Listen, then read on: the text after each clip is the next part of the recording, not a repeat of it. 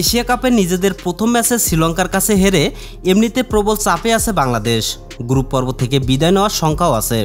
এই সুযোগে টাইগারদের পরবর্তী প্রতিপক্ষ আফগানিস্তান মনস্তান্ত্রিক খেলা শুরু করে দিয়েছে। তাদের অফিসিয়াল ছবিতে লেগ স্পিন সুপারস্টার রশিদ খানকে দেখা গেছে নাগিন রূপে। আর প্রেস কনফারেন্সে আফগান কোচ জোনাথন ট্রট নিজেদের ফেভারিট বলে ঘোষণা করে দিয়েছেন। এছাড়া ট্রট আরও বলেন, এর আগে আমরা বাংলাদেশকে ওদের নিজেদের মাটিতে হারিয়েছি, আর পাকিস্তানের মাটিতে আমরা কিছুদিন আগে পাকিস্তানের সাথে সিরিজ খেলেছি, তাই এখানে আমরা ওদের থেকে বেশি সুবিধা পাব। তবে আমরা চেষ্টা করব বাংলাদেশকে এই ম্যাচে হারিয়ে সুপার 4 নিশ্চিত করতে। এদিকে বাংলাদেশ যদি আফগানিস্তানের বিপক্ষে জয় পায়, তারপরও টাইগারদের তাকিয়ে থাকতে হবে শ্রীলঙ্কা ও আফগানিস্তানের ম্যাচের দিকে, কারণ আফগানিস্তান শ্রীলঙ্কাকে হারালে 3 দলে পড়ে যাবে রান রেটের সমীকরণে। তখন রান রেটের দিক থেকে যে 2 দল এগিয়ে থাকবে সেই 2 দল খেলবে সুপার 4।